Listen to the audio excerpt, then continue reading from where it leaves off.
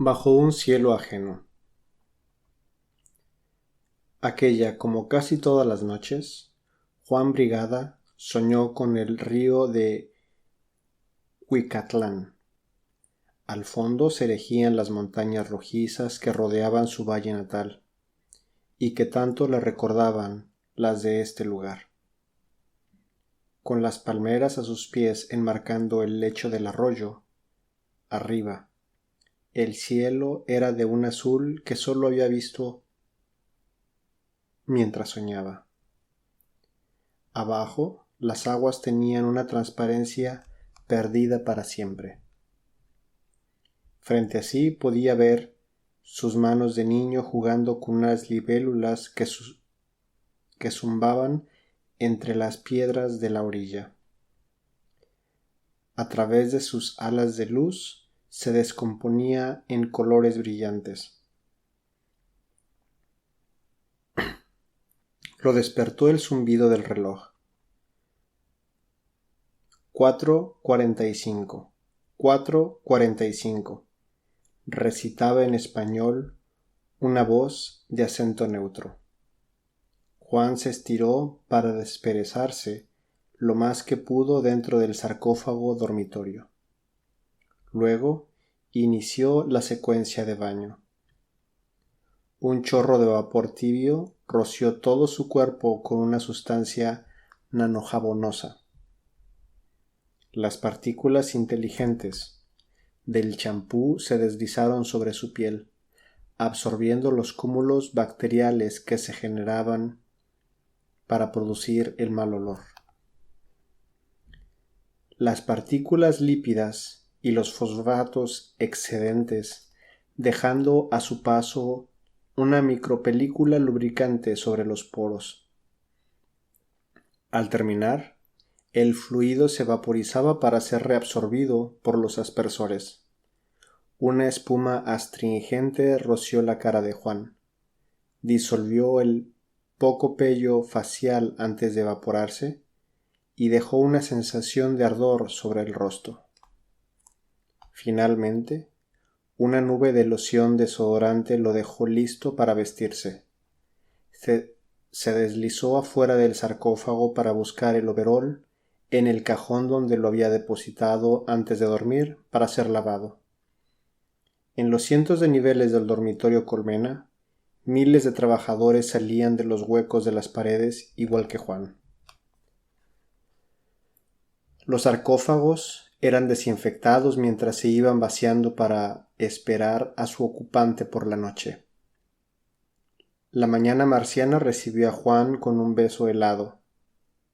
Caminó al metro. Él deslizó la mano en su bolsillo para encontrar sus últimas pastillas nutrientes. Las tragó en seco. No había dinero para comprar un café en la máquina expendedora. Primero llegaron los ricos, gringos, ingleses, franceses, japoneses y alemanes, con sus naves y sus máquinas y sus bases de investigación, y sus procesos terraformadores, y sus condensadores de humedad, y sus robots obreros, y sus satélites escudriñando el planeta, comunicando a los colonos con las estaciones orbitales y la Tierra. Más adelante aparecieron los australianos, los canadienses y los suecos, y los daneses y los noruegos a poblar las primeras zonas urbanizadas del planeta. Después de ellos, los chinos, los coreanos, y los israelíes, y los hindúes, y el resto de los europeos a considerar las ciudades marcianas, los centros industriales y las granjas hidropónicas. Al final, planetizaron los homies, como se autonombraban los habitantes del tercer mundo, gringos negros, árabes, paquis, mexicanos, brasileños, argentinos, africanos, serbios, haitianos, ucranianos, dominicanos y peruanos, a limpiar el mugrero de todos los demás y hacer las tareas que ni los robots aceptaban. A lo lejos brillaban las últimas luces de los edificios de Ciudad Esperanza. El cielo malva disolvía lentamente el tapiz nocturno. Apretujado en el vagón neumático, a Juan le gustaba ver el amanecer desde las ventanillas antes de que el tren suburbano fuera tragado por la red de túneles. Eran los únicos minutos que tenía para saludar al sol. Sumido en la soledad colectiva, escuchaba conversaciones susurradas en suajili o portugués. Los audífonos de algún pasajero dejaban escapar un poco de música, algo de hip hop árabe, una canción de rock en croata. A veces, para entretenerse, Juan contaba el número de razas diferentes que viajaban en esa misma ruta. Su récord era 16, cada una con su idioma. Nunca se había topado con otro zapoteco. Cuando el convoy llegó a la estación central, Brigada bajó junto con la multitud para transbordar a su ruta de reconexión. Caminó por los pasillos entre millones de hombres y mujeres. Era un sujeto menudo y moreno, que se diluía entre una multitud de piel oscura y algunos pocos de tez clara, en un lugar donde el color era casi un indicador económico. Recargado en una columna, un anciano armenio tocaba los restos de un violín con una vieja prótesis militar de plástico. Desgranaba un canto de profunda tristeza que por unos instantes conmovió a Juan. No es que se pareciera a la música de la cañada oaxaqueña, pero compartía la melancolía de los pueblos sometidos. Pensó en deslizar su tarjeta en la terminal del anciano para darle unos cuantos microcréditos, pero no podía desperdiciar ni un centavo. Allá en la madre tierra su familia contaba con ese dinero. En el tren que lo llevaba casi hasta las puertas de su trabajo, menos atestado que el que lo traía desde las afueras, escuchó una voz familiar. ¿Dónde vas, Juan Brigada? Era Benito Zacate, su paisano. O casi. Beni, como se hacía llamar aquí, había nacido en la Ciudad de México, en Iztapalapa. Era hijo de una pareja de mixtecos llegados desde Pinotepa a trabajar de obrero y empleada doméstica. Ninguno de ellos, ahora muertos, imaginó jamás que su hijo acabaría emigrando a Marte. ¿Qué haces, pinche Benito? Saludó Juan. Aquí nomás. Sonrió mostrando sus encías encarnadas. Yendo a jalar la carreta, ¿tú? ¿Qué andas haciendo? Lo mismo. Repetía en esas palabras cada vez que se encontraban camino a sus trabajos. Benny en una maquiladora de biochips cerebrales, Juan en la planta de Humana Corp. ¿Cuándo hay baile tú? Preguntó Juan, por hacer plática. Pues vienen Mazacote y su orquesta al Martian. Y Daddy Mango, un negro que toca ska, va a estar bueno, ¿vamos? Tengo unas amiguitas jaladoras allí en la fábrica. Paquis. Ellas. Chulas las cabronas. Hasta parecen mexicanas. Gracias, Benito. No hay dinero. No seas llorón, pinche Juanelo. Pues ¿cuánto ganas tú? 2,000. Ahí está. Yo gano 1,500 y no ando chillando. Es que mando pa' mi pueblo. Las comisiones están recaras. Yo por eso ya ni mando. ¿A poco crees que aquella me sigue esperando? ¿No le dijiste que no había regreso?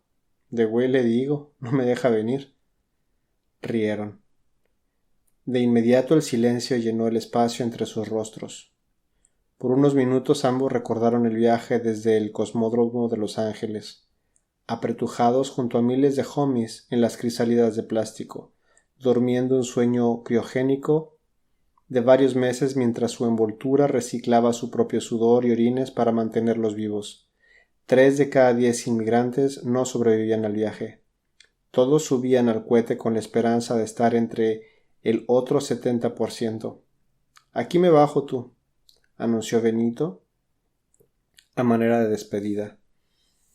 Sí, pues, hasta Mostan, y se fue.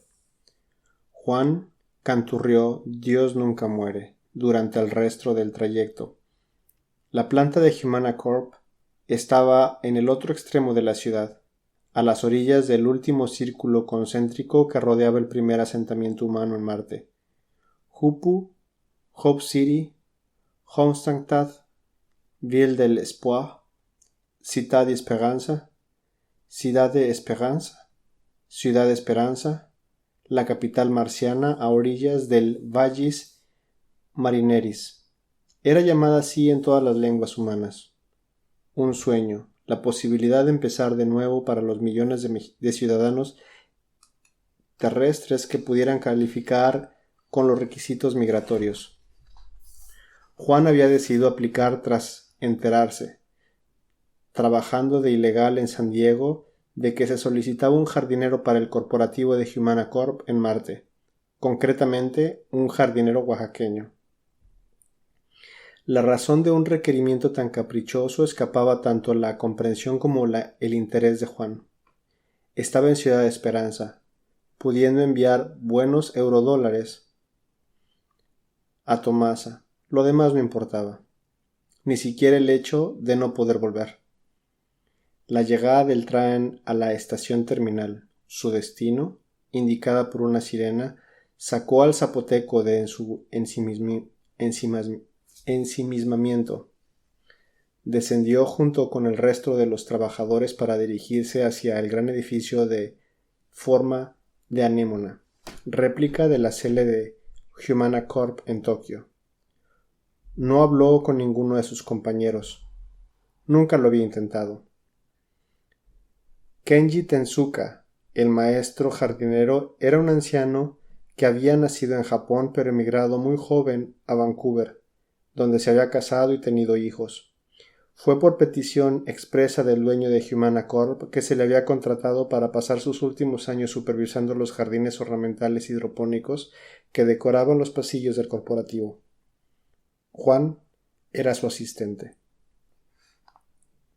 El señor Tensuka se dirigía a Juan en inglés. Al viejo le simpatizaba el indio por su capacidad para comunicarse con las plantas. Además, era tan trabajador que no parecía mexicano. Very well. Muy bien, niño, solía decir el insular cuando Juan completaba alguna de sus consignas. Aquella mañana, tras pasar los 8 puntos de seguridad, Brigada encontró en el invernadero fumando uno de esos cigarrillos chinos de olor penetrante. Sin importar cuán temprano llegara Juan, el viejo ya lo esperaba. Buenos días, good morning, saludó el anciano con su acento gringo. Como siempre, Juan respondió asintiendo. You are not hell of a talker, right, niño? Fine by me. That's what I like about you, añadió Tensuka, más para sí mismo. Como todas las mañanas, el anciano señaló a Juan sus actividades del día con señas. Con esta ocasión debía preparar unos tallos de bambús para hacer unos arreglos de ikebana. El oaxaqueño trabajaba las plantas como si las acariciara con sus delicadas manecillas color chocolate, mientras el anciano figaba los tallos en el vaso sihuan con las agujas Kensan.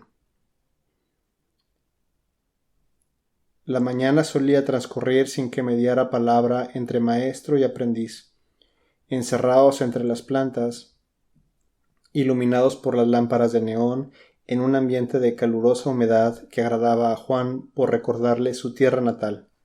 Aparte del goteo de los aspersores, el único sonido era la música de shamisen que el señor Tezuka escuchaba mientras bebía té verde.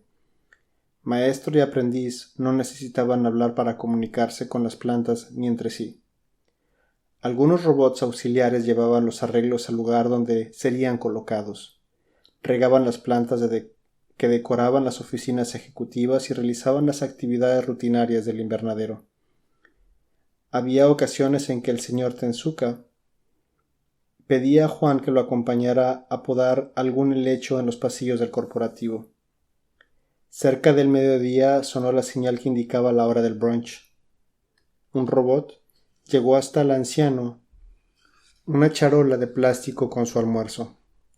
Un tradicional bento japonés compuesto de pelotitas de arroz rellenas de pasta de cangrejo, sashimi de pulpo criado en los estanques de la empresa, y fideos de arroz fritos con salsa de soya. Era el momento en que Juan se levantaba murmurando un buen provecho para ir al comedor de la empresa mientras su jefe comía. Formado en la fila de trabajadores de mantenimiento en la cafetería D, Juan lamentaba la sazón insípida de la comida preparada por los robots cocineros.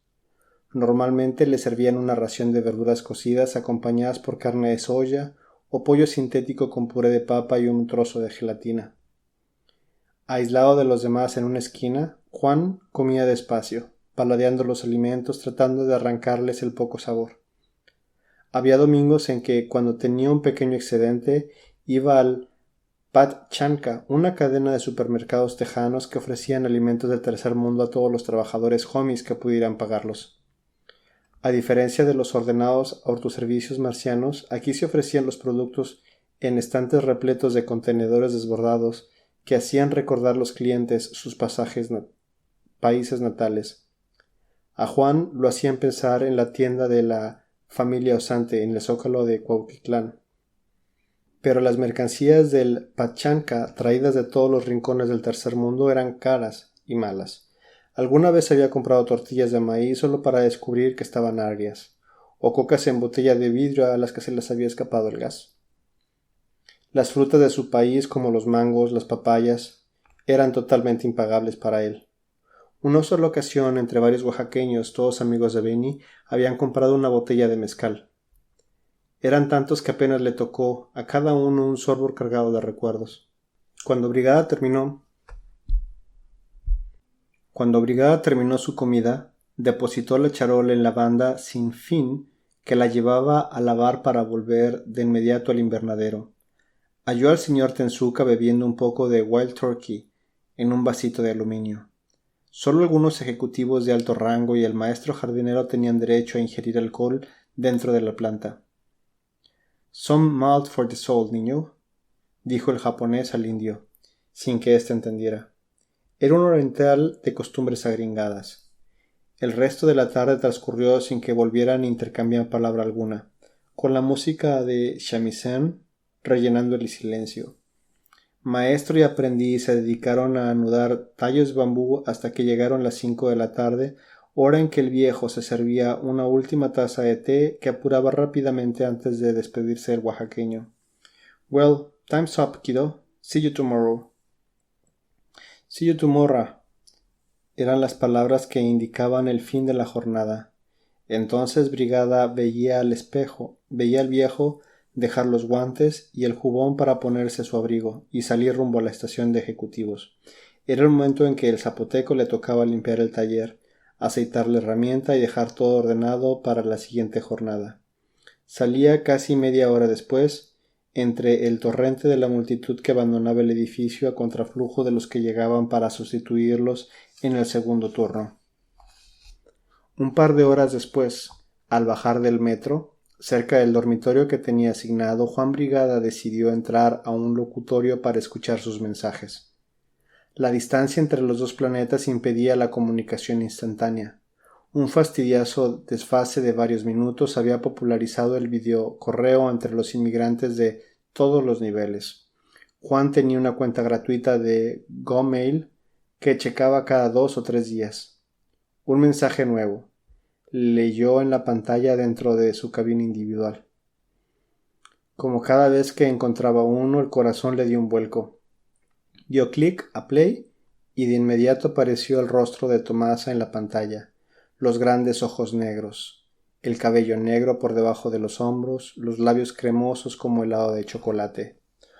«Hola tú», dijo a la cámara. «¿Dónde andas?» Se rió en la pantalla. Juan hizo lo mismo. «Juan Tangway, si vieras cómo te extraño. El otro día me llegó tu mensaje. Estás flaquito. ¿Qué no te dan de comer?» Sonrió mostrando una hilera de dientes blanquísimos como Juan nunca había visto en todo Marte. «Pues la cosa es que he seguido ahorrando un poco de dinerito que me mandas. No mucho, solo un poquito. ¿Quién sabe? A lo mejor junto un día para irme contigo». Al fondo Juan podía distinguir la iglesia del pueblo, a un lado del mercado. «El otro día me dijo la esposa del Beto que la gente no regresa de Marte, que se quedan por allá. Y no le dije nada, pero sentí una lagrimita acá, bien adentro», dijo señalándose el pecho. A Juan se le escapó una gotita de los ojos que rodó por su mejilla morena. «¿Uno de estos días me llevas contigo? Para cantarte por las noches y hacerte un chocolatito de agua cuando te vayas a trabajar. para esperarte con un tasajo y pancito de huevo todas las noches, para que el niño no crezca sin papá. Esta vez la que lagrimió fue ella. Bajó la vista para añadir con voz entrecortada: Bueno tú, ya me voy. Cuídate mucho de esos marcianos y dime algo, no seas de a tiro cabrón. Que tengo un hueco en el corazón que solo se llena cuando te veo en el monitor. Parecía que iba a decir algo más, pero el mensaje terminó. Juan hubiera querido contestarle algo, pero su lado se había agotado. De cualquier manera, las lágrimas se lo habían impedido. Dicen que van a otorgar visas a los familiares de los residentes, dijo Wilson, un mecánico peruano que vivía 2 niveles arriba de Juan, en el mismo dormitorio. Eso dicen siempre, pero nunca pasa nada, contestó Marcelo, un argentino de más abajo que lavaba platos en un restaurante coreano. Juan permaneció en silencio. Los tres observaban los cohetes despegar a lo lejos en uno de los cosmódromos, navíos llenos de mineral marciano enviado a la Tierra, su único pasatiempo antes de zambullirse de nuevo en sus respectivos sarcófagos. Wilson aplastó la colilla de su cigarro. Marcelo apuró el café que bebía en una taza desechable. Juan estuvo a punto de decir algo, pero el despegue de otro cohete lo calló. Dicen que habrá una guerra, algo de los chechenos contra los sirios, o de los hindús contra los chinos. Había atentados en Armenia y Cataluña, dijo el peruano. Es por el agua, ¿no es cierto?, contestó el argentino. En Cuicatlán hay mucha, pensó Juan. ¿Te gustaría volver?, preguntó Wilson. A nadie en especial. No puedes volver, no hay nada allá, contestó Marcelo. Juan pensó en Tomasa, en su hijo. ¿Y te traerías a tu familia?, repuso Wilson. Una mierda, ¿a qué? Sí, ¿a qué?, concluyó el peruano. A lo lejos otro cohete se alejó aullando hasta media tierra. Juan se acomodó en el sarcófago. Se estiró bostezando, antes de cerrar los ojos, cuando la voz neutra del sistema operativo le ofreció alguna pastilla para dormir por un pequeño cargo extra a su cuenta. Brigada la rechazó. Se recostó y pensó en Tomasa. Podía verla frente a él, con Alfredito en sus brazos. ¿Cuántos años tendría ahora? ¿3? ¿5? Se imaginó alargando la mano, tocando las mejillas de su mujer. Se vio a sí mismo caminando junto a los dos, mientras chupaban una nieve de limón. Recordó el sabor del mezcal y los chapulines, de las tortillas recién hechas en comal de barro y el aroma del café de olla. Se saboreó el recuerdo del mole negro y los frijoles caldosos, del queso fresco y los tamales de iguana envueltos en una hoja de plátano. Sintió el viento de su pueblo acariciarle ardiente el rostro y las aguas heladas del río envolverlo en un abrazo al momento de zambullirse. Siempre cobijado por su cielo azul, tan diferente a ese cielo ajeno de color rosado. Tan lejos de esta ciudad de concreto en medio de un desierto rojo, rodeado de armenios y chinos y negros, y árabes y peruanos, y bolivianos y robots sirvientes, y ejecutivos japoneses y gringos y canadienses, y alemanes que lo veían con asco o indiferencia como a todos los homies de piel oscura y no tan oscura. Hasta Monstantú, le dijo Tomasa antes de cerrar los ojos. Aquella, como casi todas las noches, Juan Brigada soñó con el río de Cuicatlán. Fin.